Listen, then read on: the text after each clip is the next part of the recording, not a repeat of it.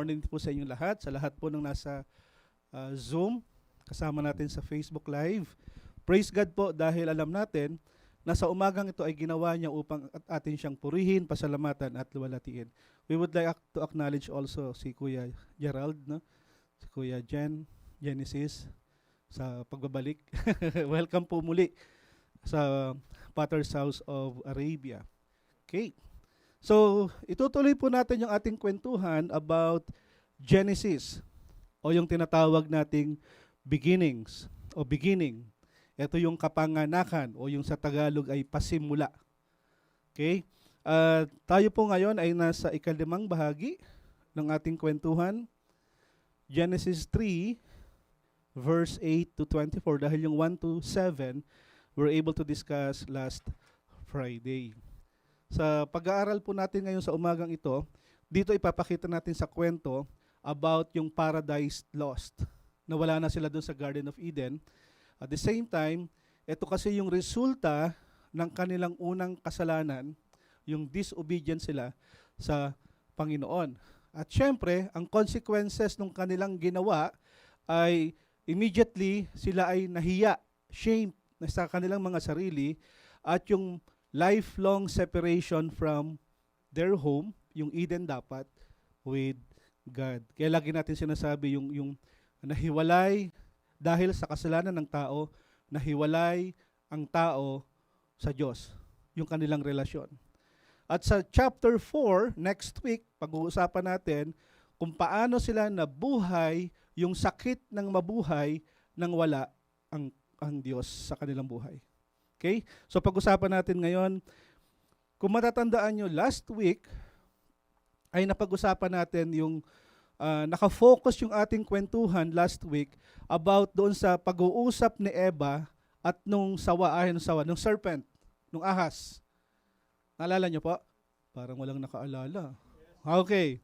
At the same time, habang nag-uusap yung serpent at saka si Eva, gayon din naman, si Adam, ay nandun lang sa tabi niya, standing nearby.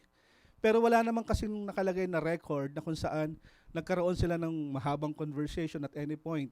Pero ipinapakita dito na yung serpent o si Lucifer had a question about Eve regarding doon sa puno, doon sa garden. Alala niyo po? Yung dalawang puno, tree of life and the other one ay tree of knowledge of pagkaalam ng mabuti at masama. Okay. Sa totoo lang, hindi naman po talaga concern si Satan dun sa lahat ng puno nasa garden. Isa lang ang concern niya. Yung nasa gitna lamang po, yung nag-iisang puno na magbibigay ng kaalaman sa mabuti at masama. Remember, pinag-usapan natin last week, bakit nandun sa gitna ng Garden of Eden yung puno na yon?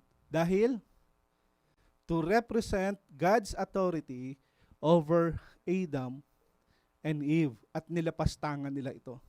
They disobey God. At makikita natin dito, yung the serpent's deadly treachery, na kung saan nagbigay si Satanas ng confusion kay Eva about doon sa tree. At the same time, sabi doon, yung serpent managed to actually believe na yung ginagawa ni Eva ay tama. Sa pakikinig ni Eva doon sa ahas, iniisip ni Eva, tama yung gagawain ko. At kinain niya nga yung prutas. Andyan pa po kayo? Okay. At tapos, yung serpent then also able to deceive, she managed to deceive na pag sinabi niya, pag kinain mo ito, magiging katulad ka ng Diyos. Di ba? Yun ang pagkakasabi? At the same time, nung kinain ito ni Eva, at alam niya na ayaw ng Diyos na galawin o kainin yung bunga ng puno na ito, syempre, nakinig si Eva doon sa serpent, kaya siya ay kumain ng pinagbabawal na bunga, na prutas. Okay. Alam natin na si Satanas ay ama ng kasinungalingan. Yung lahat ng kanyang sasabihin ay hindi tama, kundi puro mali. Nalala niyo po, John 10:10? Say the thief comes To steal, kill, and destroy. At yun ang kanyang number one goal in life. Dahil parang katwiran kasi ni Satanas, sama-sama na to. Na-kick out ako sa langit. Lahat ng creation ng Panginoon, sisirain ko din. Ganun ang kanyang nasa isip niya. And take note, na sa kwentuhan ni Eva at ng ahas, hindi naman niya sinabi yung buong kwento. But he managed to say yung little lies. Maliit lamang yung kanyang sinabi, hindi kumpleto. Enough for Eve na parang sa pakikinig niya, parang tama yung sinasabi ng serpent. Parang tama. At sa alam natin na si Eva nga ay na-deceive. Dito makikita natin that sa ganda-ganda po ng intensyon ng Panginoon, in fact, nung sinabi niya, nung nilikha niya yung tao, ang sabi doon ay very good. Tama? Very good. And yet, Satan able managed to deceive Eve, kaya pumasok ang kasalanan. Nung kinain ni Eva at ni Adan ang kasalanan, hindi totoo yung sinasabing magiging katulad ka ng Diyos. In fact, ang naging kaalaman lamang nila nung kinain nila, yung wisdom na yon ay maikli lamang. Ano yon? They found out na sila ay hubad. Sila ay nahiya sa sarili nila. Kaya sila ay nagtakip ng dahon ng igos. Nakukuha niyo po. Yun lang yung wisdom. Pero yung ganda ng plano ng Panginoon, mabubuhay silang kasama ang Diyos. Mabubuhay silang kapag nandiyan ng Panginoon, pag tinawag sila, lalapit, they have fellowship with Him. Lahat ng yun ay nasira dahil lamang sa isang sobrang grabing error ni Eva sa pagtitiwala niya sa kanyang sarili at sa paniniwala niyang lahat ng sinasabi ng ahas ay tama. Kaya naman, nagbigay ito ng trouble to her. At sa panahon po natin ngayon, yung kasalanan ni Eva at ni Adan ay naging problema din natin ngayon. Last week sabi ng mga boys, dahil sa babae. Okay, may natawa. Nakaka-relate. Okay, at ang nangyari nga, si Adam on the other hand, alam niya na mali, pero kinain niya pa rin. Nakukuha niya po. Asan yung mga tatay? Mga tatay, don't let your wife make a decision for you. Especially pagdating po sa desisyon na kung saan magpapalayo sa iyo sa Diyos. Amen. Dahil sa totoo lang po, sinabi rin naman sa Biblia, walang gagawin ang asawang babae kung hindi pangunahan ang lalaki. Sino ba unang nasira? Na-deceive. But we are not blaming si Eva, yung mga babae, pero kagandahan dito, they both agree, confess, na pareha silang nagkasala. Nakukuha niyo po. Parang may umaalmang mga babae, sama ng tingin sa akin, wag po kayong magalit. Inang ko po. Okay, pag-usapan natin, may we ask everyone to stand. Babasahin po natin ang Genesis 3, verse 8 to 13, and then tatalon tayo sa verse 20 to 24. Basahin po natin. Nang dapit hapon na, narinig nilang naglalakad sa halamanan ang Panginoong Yahweh. Kaya't nagtago sila sa mga puno. Ngunit tinawag niya ang lalaki at tinanong, saan ka naroon? Natakot po ako nang marinig kong kayo nasa halamanan. Nagtago po ako sapagkat ako'y hubad, sagot ng lalaki. Nagtanong muli ang Diyos, sinong may sabi na sa iyong hubad ka? Bakit? Kumain ka ba ng bungang ipinagbabawal po? Kasi pinakain po ako ng babaeng ibinigay niyo sa akin, tugon ng lalaki. Bakit mo ginawa ang mga bagay na iyon? Tanong ng Panginoong Yahweh sa babae. Mangyari po'y ninilang ako ng ahas, kaya ako natuksong kumain. Sagot naman ito, inihayag ng Diyos ang kaparusahan. Verse 20, Eva, ang tatawag ni Adan sa kanyang asawa, sapagkat siya ang ina ng sangkatauhan. Ang mag-asawa'y ginawa niya namang damit na yari sa balat ng hayop. Pagkatapos, sinabi ng Panginoong Yahweh, Katulad na natin ngayon ang tao, sapagkat alam niya ang mabuti at masama. Baka pumitas siya at kumain ng bungang kahoy na nagbibigay buhay at hindi na siya mamamatay. Kaya pinalayas niya sa halamanan ng Eden ang tao upang magbungkal ng lupang kanyang pinagmulan. Pinalayas nga siya ng Diyos at sa dakong silangan ng halamanan ng Eden ay naglagay ang Diyos ng bantay na kerubin. Naglagay rin siya ng espadang nagniningas na umiikot sa lahat ng panig upang hindi malapitan ni naman ang puno ng buhay. Salamat sa Panginoon sa pagbabasa ng kanyang salita. Tayo po ay makakaupo na. Ipanalangin natin sa Diyos, mga kapatid, na maintindihan po natin ng tama, maipahayag ko ng maayos ang kanyang salita, at magbigay po ng pakinabang po sa ating lahat. Lagi natin itong sinasabi. Wala yata sa slide ko to. We are free to choose, but we are not free to suffer the consequences. Maraming tao ang gusto lamang yung 2 minutong ligaya at sarap, pero yung 20 taong hirap at pagdurusa ang hindi nila inaakala. Nakakuha niyo po. Marami sa atin pumipili ng maraming bagay na makapagpapasaya lamang sa kanya temporary sa mundong ito. And they always forgot. They don't want to listen about yung eternal po na pakinabang nito. Nagigets po. Marami sa atin ang pumipili na kung saan lang ako makikinabang, kung saan lang ako masaya, kung saan ako komportable, kaliwali, kung merong hirap at dusa. Mga kapatid, lahat po ng pinagagawa natin sa buhay, we are free to choose. But we are not free to suffer the consequences. Tingnan natin yung kwento sa Biblia na kung saan pinakikita ang ganitong salita. As I read the story, please observe the following reaction from God. Una, ang unang reaction ng Panginoon, God's reaction involve question. God's reactions involve a curse, promise, and a provision. Ito po ang ating kwento this morning. Sabi dun sa Genesis 3, verse 1 to 13, nagkasala ang tao. Let me read yung buong chapter po ng Genesis 3 at hindi naman po kahabaan ang ating mensahe. Huwag po niyo akong tulugan, ha? Okay. Ang ahas ang pinakatuso sa lahat ng hayop na nilikha ng Panginoong Yahweh.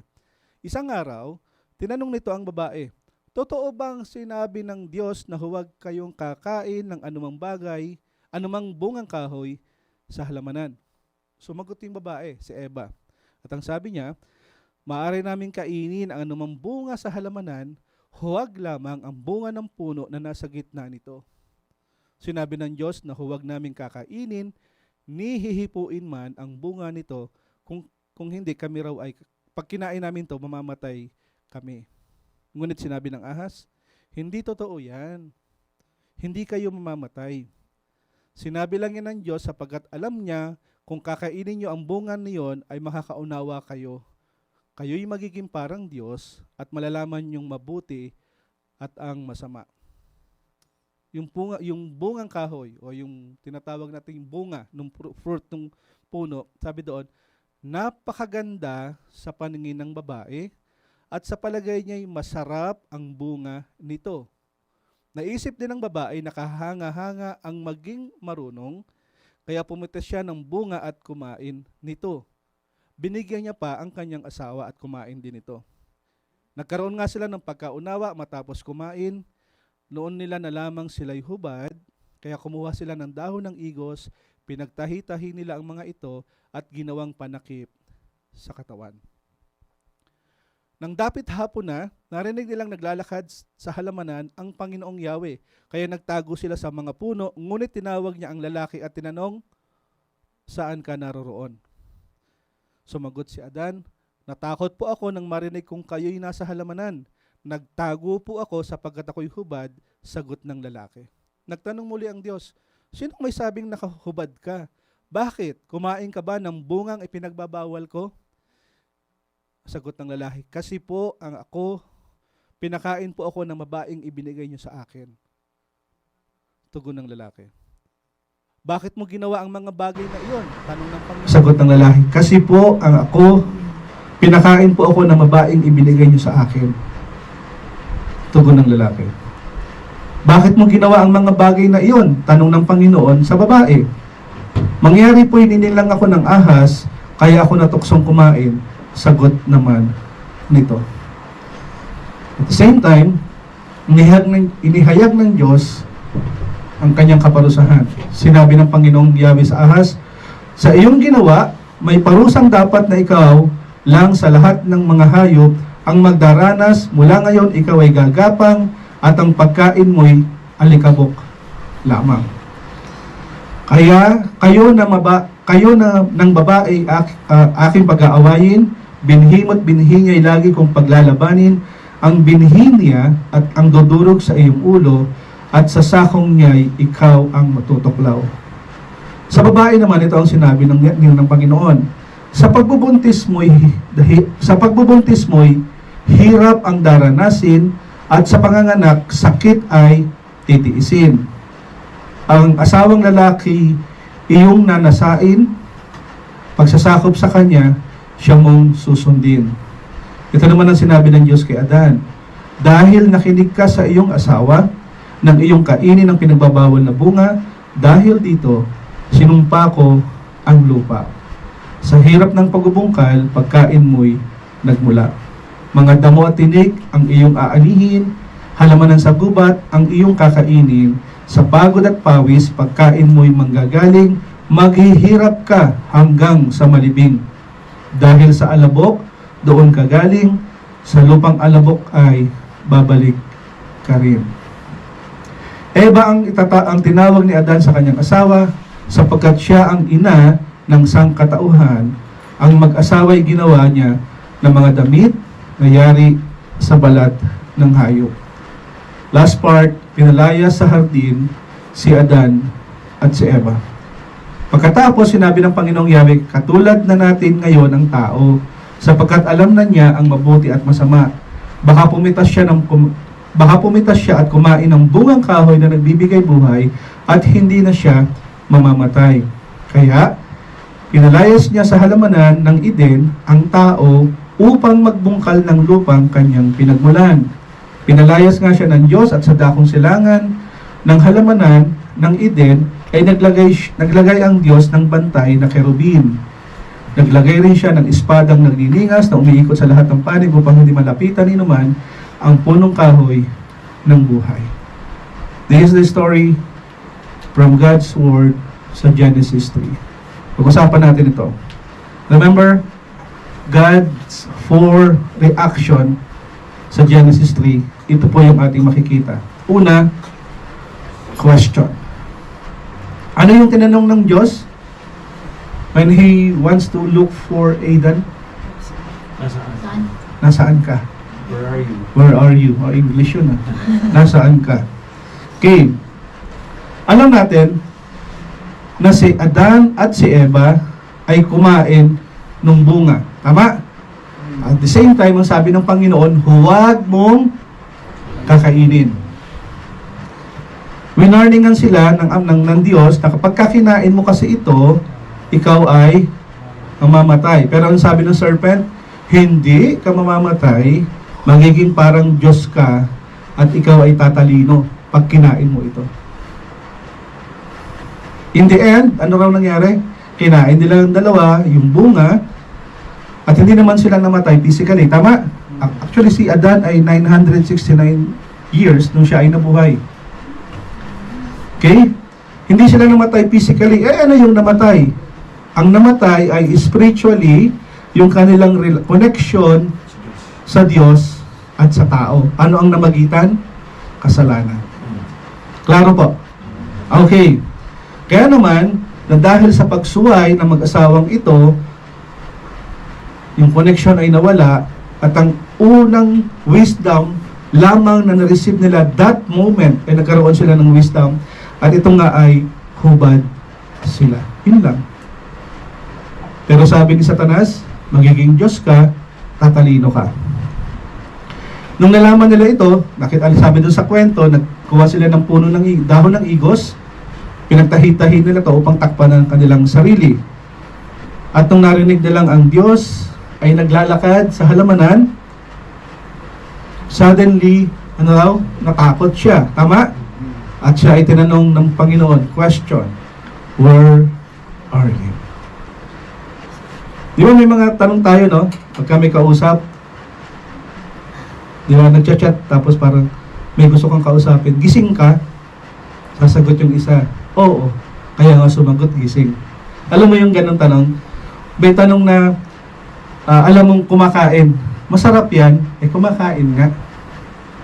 May mga tanong tayo na parang alam na natin yung sagot, and yet we want to ask the question. Nakukuha niyo po yung ganon. Mag-isip kayo ng mga tanong na parang rhetorical question.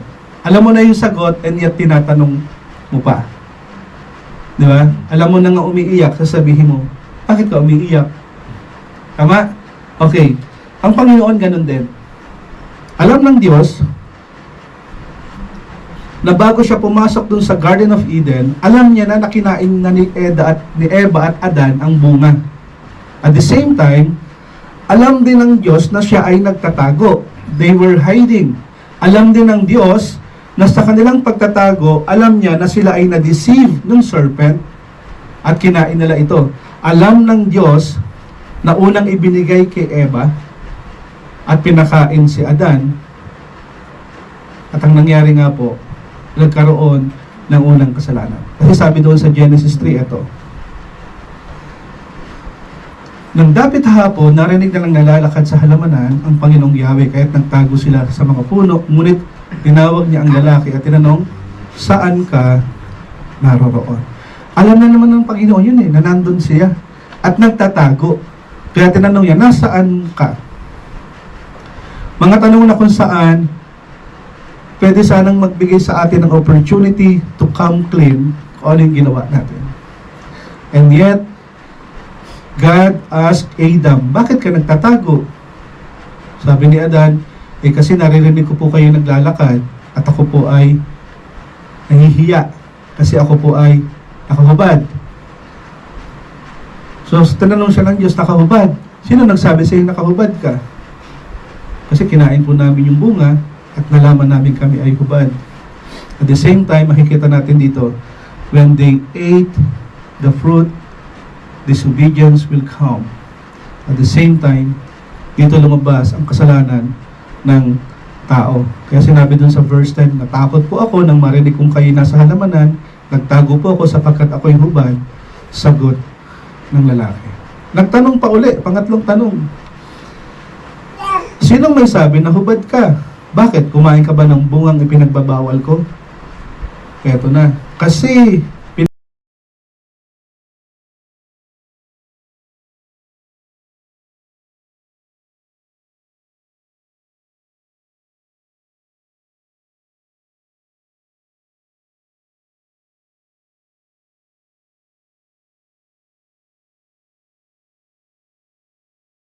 tinanong niya naman yung babae, ang sagot, yung ahas.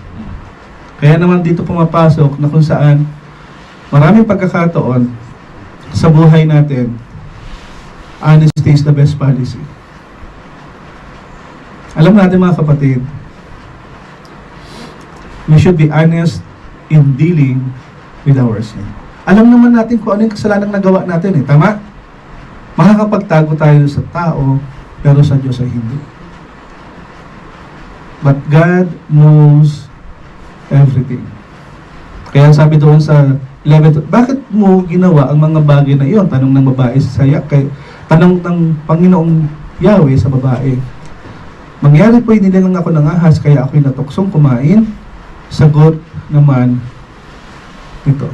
Sa panahon po natin ngayon, in our world today, pag tinanong tayo ng Panginoon, nasaan ka?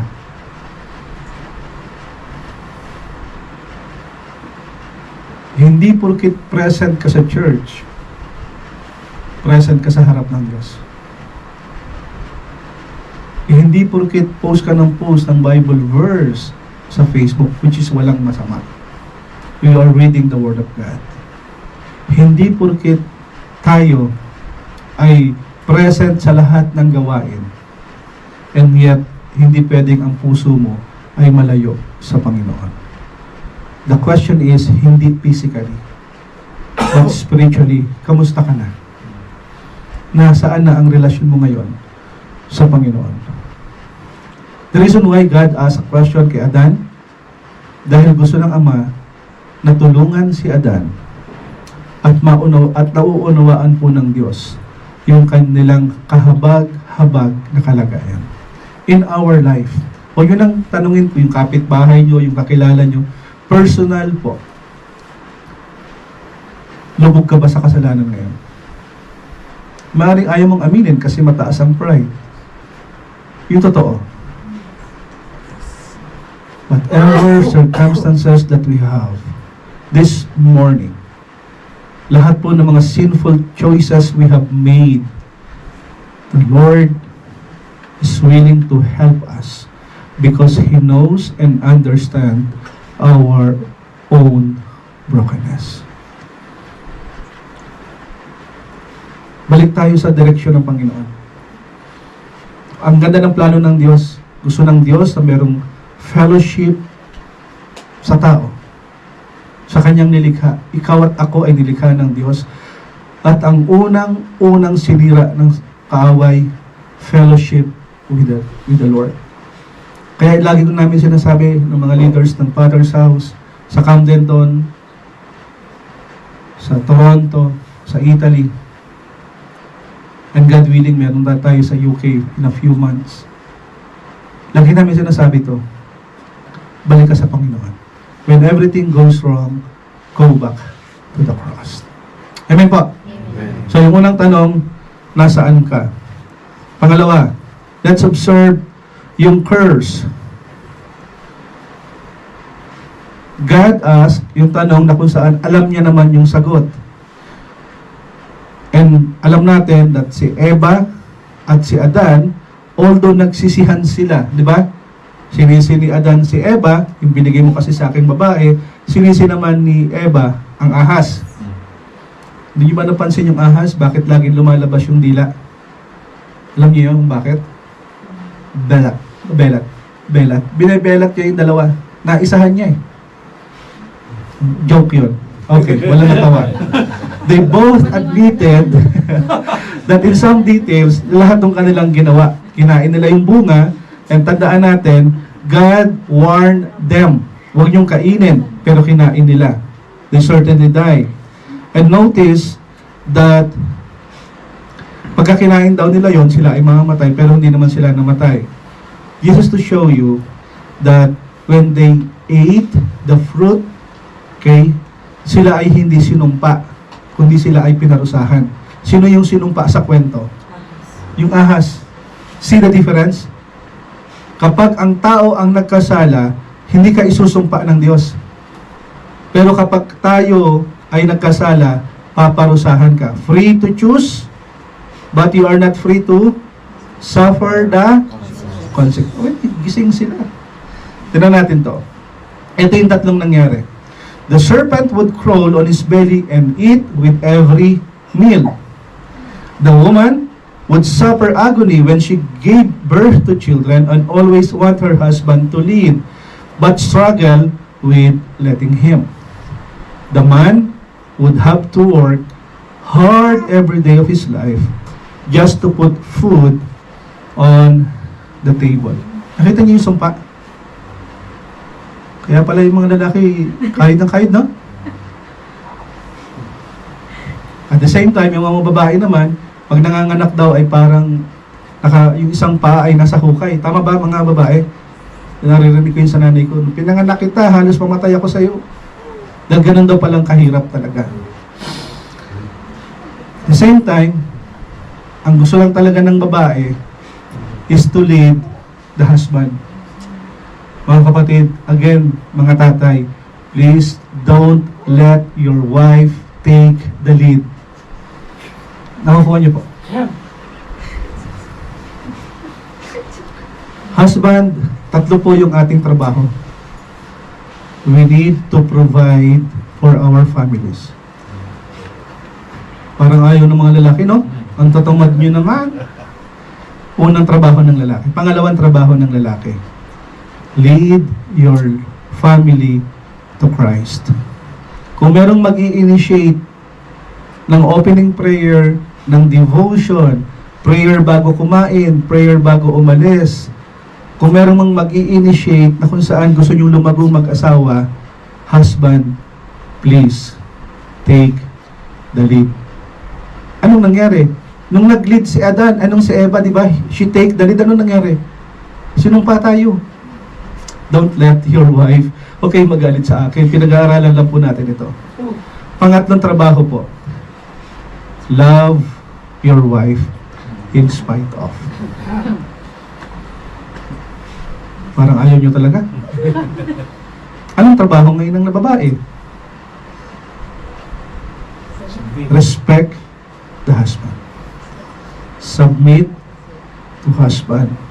And give everything that you have kung ano man ang gusto ng asawa niyo. Parang ayaw niyo talaga. Remember, nung tinuro natin sa Genesis 2, nakita ng Panginoon, di ba? Isisingit ko na lang ito.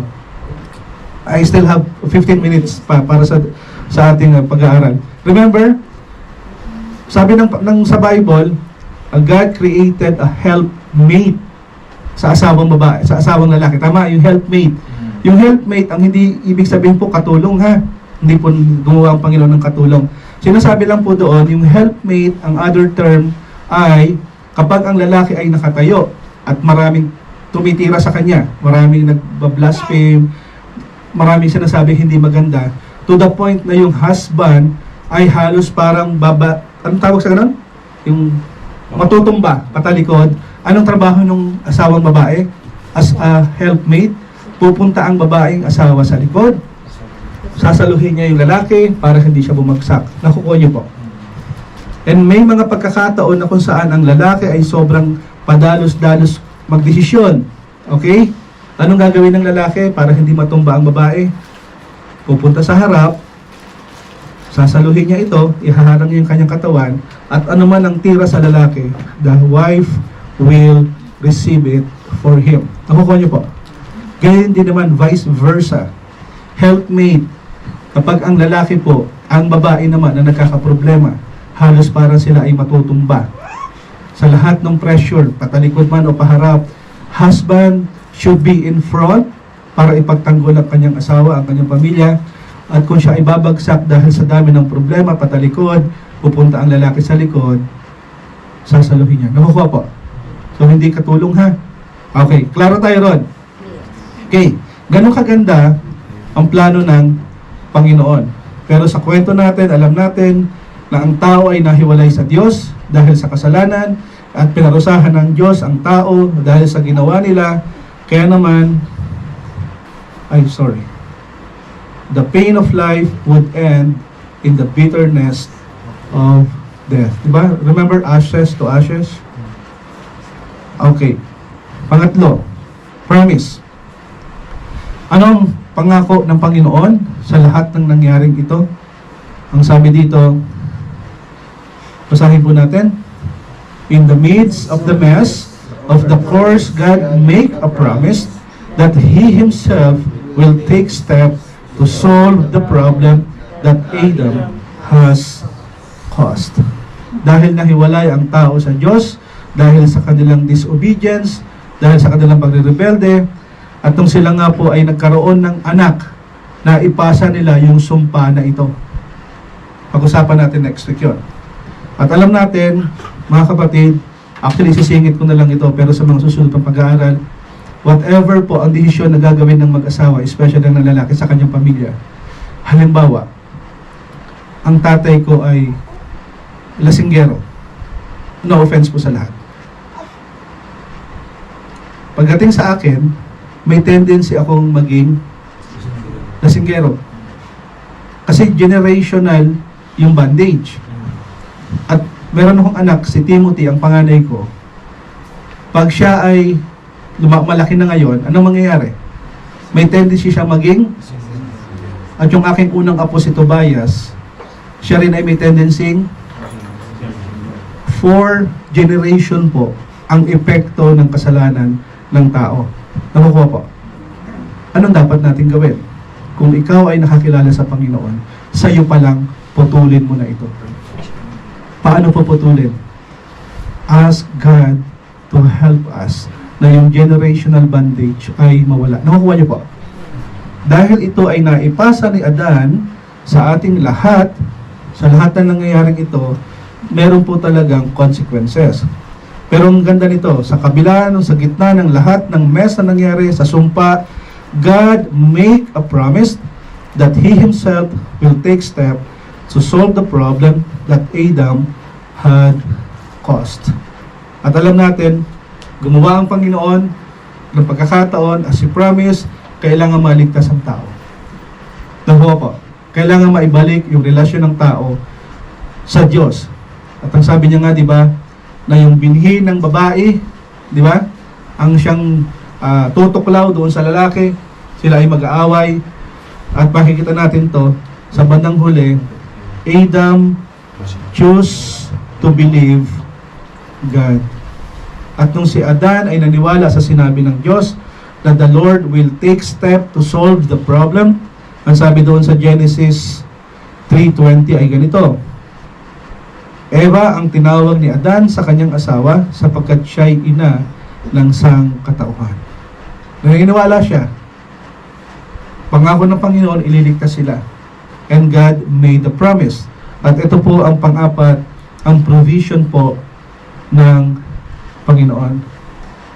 God announced the curse. Tama? Sinumpa niya yung tatlo. Yung ahas, sinumpa yung ahas, pero pinarusahan niya yung tao, si Adan, at saka si Eva. At yung lahat na magiging anak po ni Adan at Eva, at sa panahon po natin ngayon, iisa lang naman yung ating pinanggalingan, taglay po natin yung kasalanan ito. Nakukuha po?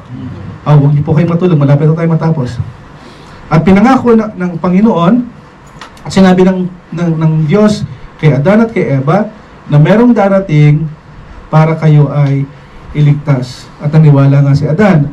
At the same time, dahil sa naniwala nga si Adan, pinangalanan niya ngayon si Eva na siya yung ina, mother of all living. At dito makikita natin at sabi doon, someone should be born, okay, to deal with the consequences ng kasalanang ginawa ni Eva at ni Adan. At dito makikita natin anong nangyari. Anong ginawa ng Ama, di ba? Ang ginawa ni Eva at saka Adan, nung may kasalanan sila, gumawa sila ng sarili nilang paraan upang takpan ang kanilang kasalanan. Tama? Anong ginawa nila? Kumuha ng dahon ng igos, tinahi-tahi nila, at tinakip sa kanilang sarili. Pero anong ginawa ng Diyos? God killed the animals, gumawa ang Panginoon ng garment made of skin, and God put the garment of skin on Adam and Eve. Gumawa ang Diyos ng paraan na hindi sa paraan ng tao para pagtakpan niya ang kanyang kasalanan. Hindi niyo napansin pag tayo nagkakasala, sino sinisisi natin? Yung asawa, yung kapatid, si nanay, yung boss, yung driver, yung traffic, lahat sinisisi natin. And yet, kapag ang isang tao ay gumawa ng kasalanan, instead na sisihin yung sarili, sinisisi pa rin yung ibang tao.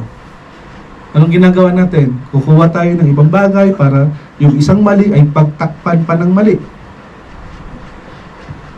Makukuha niyo po. At dito pinapakita ng Panginoon na katulad ng aking ipinangako, I respond doon sa pangako kay Adan, and God provide a sheep. And God announced, sasabi nga sila ay mamamatay, at mamatay sila spiritually, at merong darating na isang promised one to come, and we know that Adam lived with God. Adam believed sa sinabi ng Panginoon. At dito makikita natin na katulad ng ipinangako, pumatay siya ng isang tupa upang kunin yung kanilang balat at ginawa itong panakip sa kanila. at sa ating pong mga nabasa sa Biblia, yung sheep represent Christ. Ang sabi sa Hebreo, kung walang pagbububo ng dugo, walang kapatawaran ng kasalanan. Without the shedding of the blood, there is no forgiveness of sin. Yung lahat ng kasalanan ginawa ni Eva at Adan, because of the shedding of the blood, nung tupa, natakpan sila. Pero nung panahon ni Kristo, kapag ikaw ay nagkasala, hindi ka lang niya tutok tatakpan, kundi buburahin ang lahat ng ating kasalanan. Nakukuha niyo po? Okay. Buti pa si Chen nakuha. Okay. When God provides, alam natin, as promised, nag-provide ang Panginoon sa ating lahat, hindi lamang temporary to cover our sin, kung hindi dumating din si Kristo, tulad ng kinakanta, Kordero ng Diyos na nag-aalis ang sanlibutan, di ba? Maawa ka sa amin. That's true. Kung paano ito ginawa sa panahon ni Eva at Adan, at nung dumating nga si Kristo, Genesis 3:15, please read it po. At nung dumating si Kristo, meron po siyang correlation. Okay.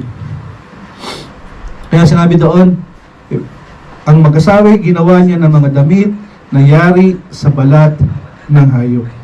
Apat na tanong. Apat na reaction ng Panginoon. God's reaction involved question, a curse, a promise, and a provision. Maraming pagkakataon po sa buhay natin, we try to cover our sin ng maraming bagay. Hindi po kayang takpan ng magarang damit, mabangong pabango, ang baho ng kasalanan.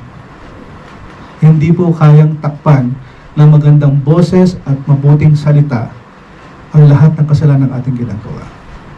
You are free to choose, but you are not free to suffer the consequences. Tingnan natin yung mga anak natin. Are you willing to pass the curse sa mga anak natin? Gusto niyo po ba yun? Ayaw natin, tama?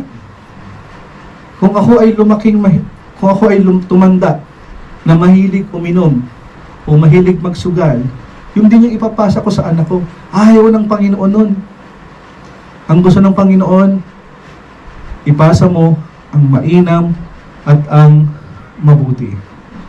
Ano yon? Piliin natin kung ano ang nagbibigay buhay sa ating mga anak. Amen po? Amen. Parang galit na talaga kayo sa akin. Lastly, tignan po natin, sabi doon, basahin niyo po, pwede po samahan niyo akong magbasa.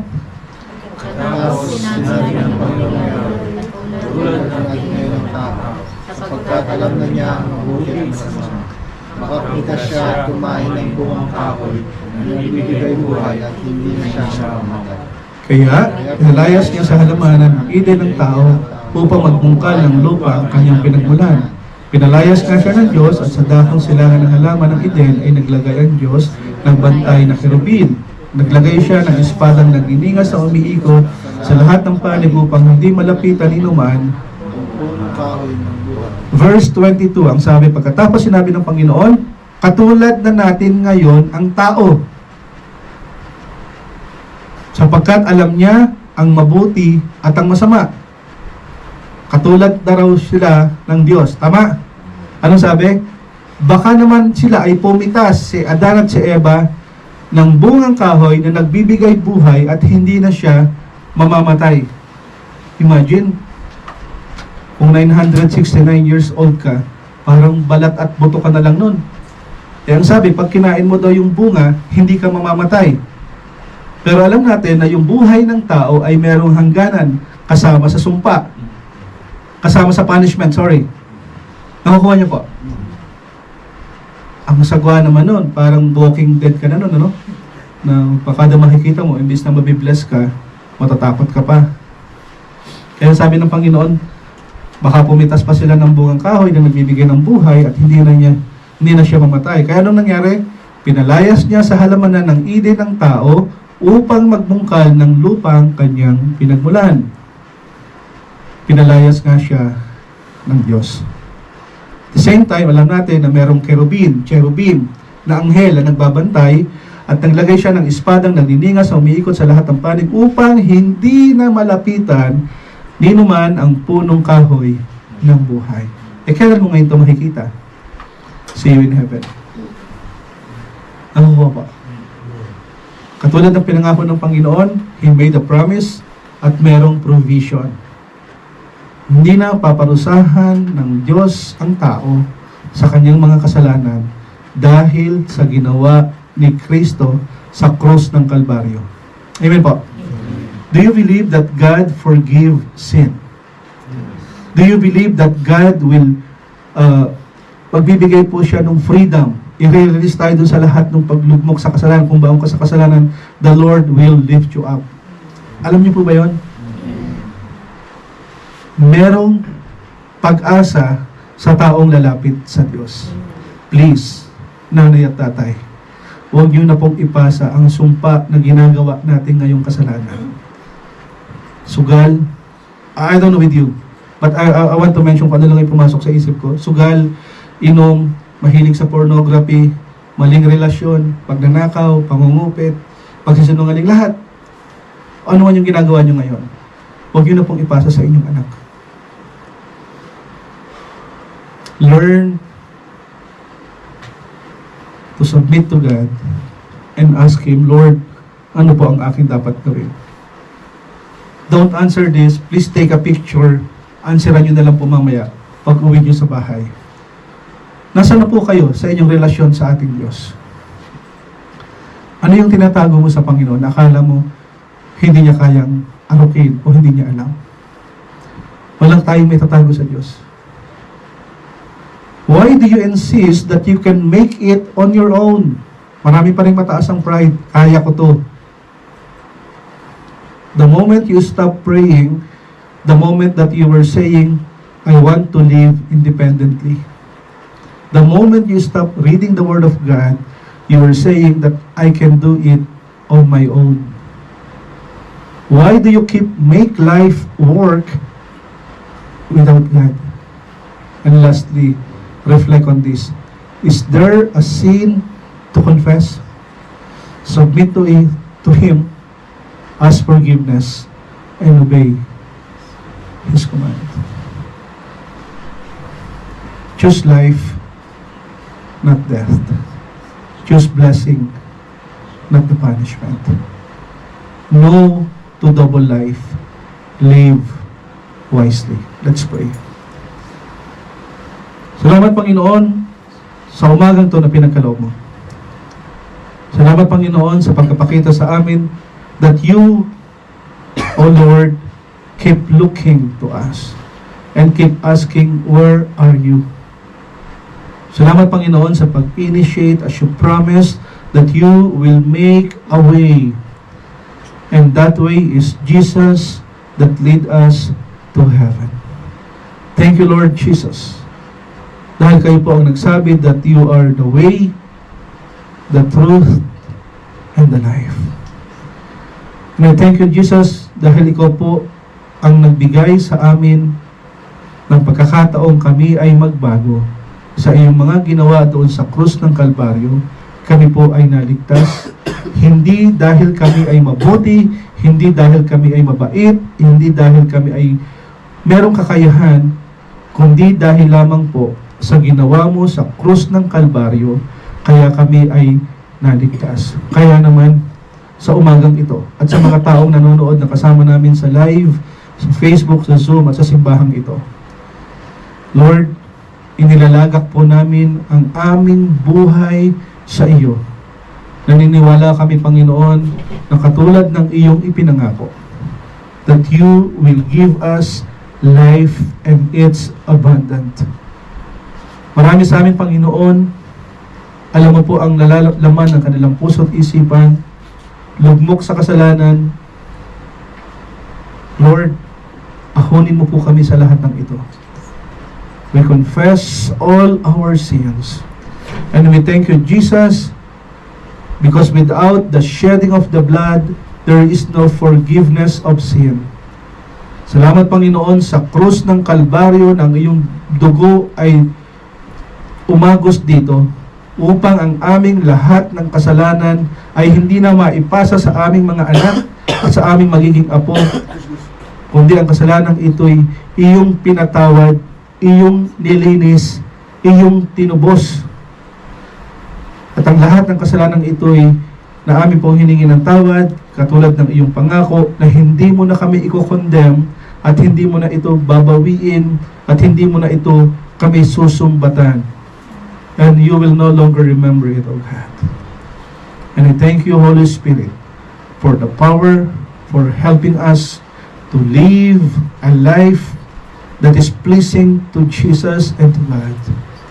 And pray that you may continue to give us, O Lord, an ear to hear, a heart na magbabago, ang buhay na magpapakumbaba at lalapit sa iyo. Bless us this morning, O God. In Jesus' name we pray with thanksgiving. Amen. Amen.